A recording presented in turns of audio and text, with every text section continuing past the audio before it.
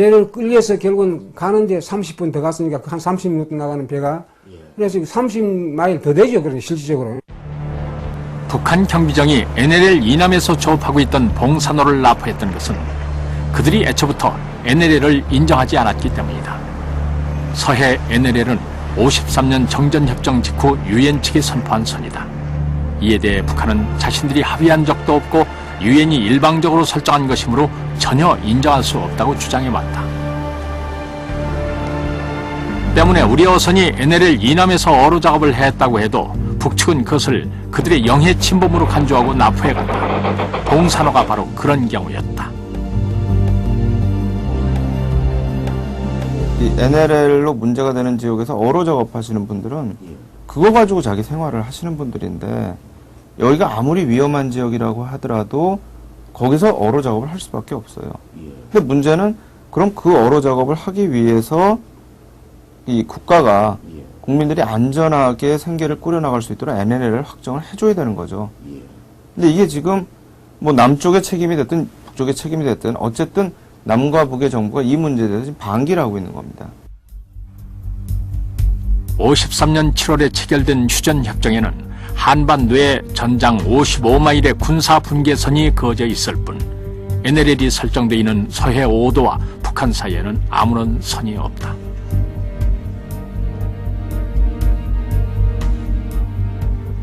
따라서 북에서 NLL을 무시한 채 자신들의 영해를 주장할 경우 서해 5도를 포함한 접경바다에는 분쟁이 일어날 수밖에 없는 상황이다. 이게 굉장히 지금 그 갈등의 소지가 있는 거죠. 그러니까 사실은 이 휴전협정을 통해서 갈등의 소지 있는 부분들을 해결을 안 하고 그냥 우리 일단 맺어놓고 급하니까요. 일단 전쟁 끝내는 게 급하니까 맺어놓고 이후에 우리가 협의를 하자라고 얘기를 한 겁니다. 근데 이후에 협의를 했는데 사실은 합의에 도달하지 못하는 거죠. 그러니까 이게 이제 문제가 되는 게 그 지역에서 이 어업을 하는 어선들 또 어부들 이게 굉장히 문제가 됩니다. 조개잡이철을 맞아 이곳 서해 명확한 경계선이 없다 보니 고깃배들은 실수로 혹은 바람에 떠밀려 월선을 하는지도 모른 채 NLL을 넘기 일쑤였다. 특히 NLL 부근 서해바다는 조기와 꽃게가 많이 잡히는 황금어장이다. 고기를 잡아 생계를 잇는 어부들로서는 NLL을 넘더라도 눈앞에 고깃대를 포기할 수는 없는 노릇이었다. 그때 당시는 뭐 오로지 그냥 벌해야 산다는 의지 하나 믿고 그냥 뻔히 뭐 그런 일이 있으면서도 거기에서 그 작업하지 않으면 안 될 입장이기 때문에 그런 거기서 위험 부담을 안고 작업을 하는 거죠. 정부 믿고.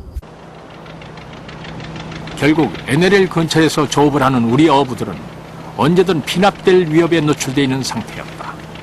게다가 북한 경비장들은 고깃배로 위장하고 우리 어선에 접근, 피할 새도 없이 납포당하기 십상이었다. 물론 우리 어선을 보호하기 위해 해군이 감시하고 있었지만 어민들에게 결코 든든한 보호벽이 돼주지 못했다.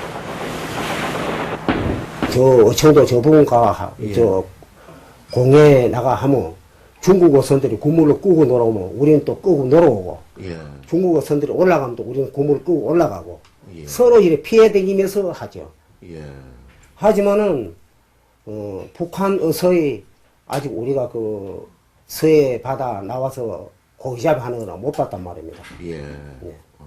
못 봤기 때문에 우리가 이 납치될 당시도 저기 뭐 주나 빼겠지 하고 그게 뭐 간첩 뭐 공작대 변질이야 진짜 꿈에도 생각 못했죠.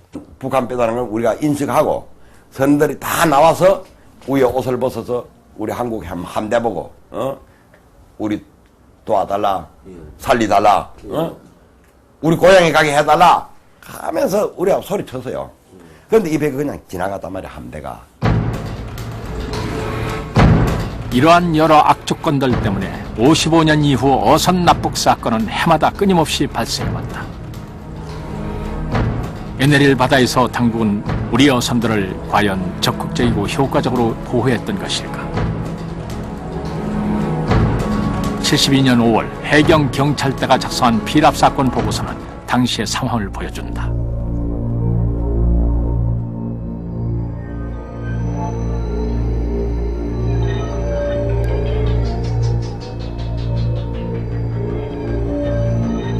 (5월 3일) 23시 20분 괴선박 출현, 총격감에 접근 중.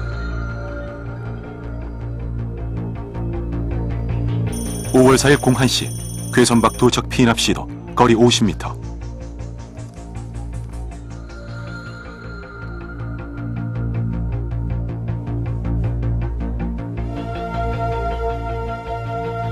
(5월 4일) 01시 17분 괴선박에 어디로 가느냐고 문의한 바 이야기 말고 따라오면 되지 않느냐고 대답. 02시 48분 통신 두절. 04시 해군사항 종료.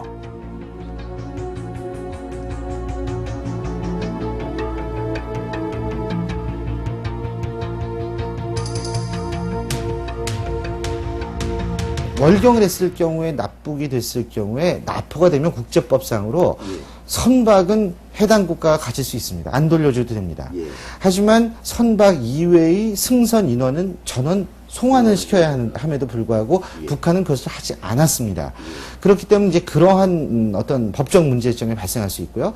더군다나 NLL이라는 그러한 쪽에서 발생해서 만약 그 남쪽에서 납치를 한 경우가 발생했다면 그것은 문자 그대로 당연히 선박과 이 인원을 돌려줘야 했죠. 근데 그럼에도 불구하고 북한이 그러지 않았습니다.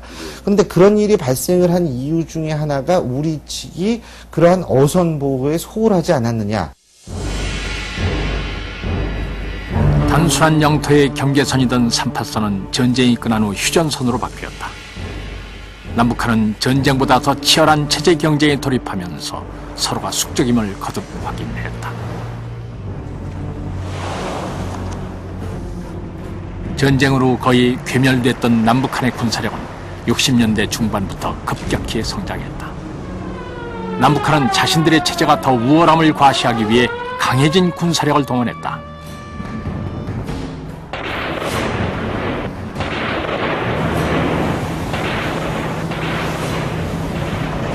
67년 동해에서 해군 경비정 5,6함이 북한의 포격을 받아 침몰한 사건은 체제 경쟁이 무력 도발의 양상으로 발전했던 신호탄이었다.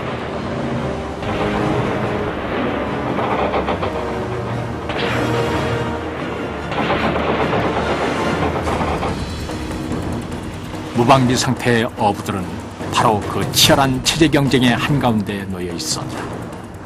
지난 67년 납북된 천대 11호도 바로 그런 경우였다.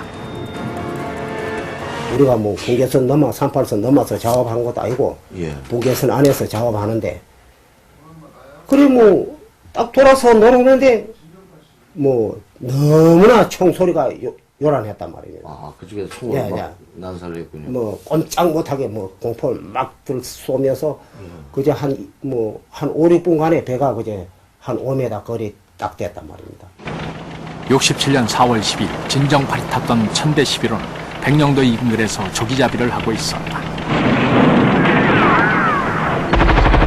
이때 어선으로 위장한 북한 경비정이 접근해왔다. 북한 배임을 알았을 때는 이미 늦어버린 후였다. 천대 11호로 뛰어올라온 북한 군인들은 정하는 갑판장을 사살하고 배를 끌고 갔다. 그래 이놈들이 올라오더니 뭐 다 사람들 이렇게 못 가놓고 배 다 이제 무장이 있는 거 없는 거 검열했단 말이에요.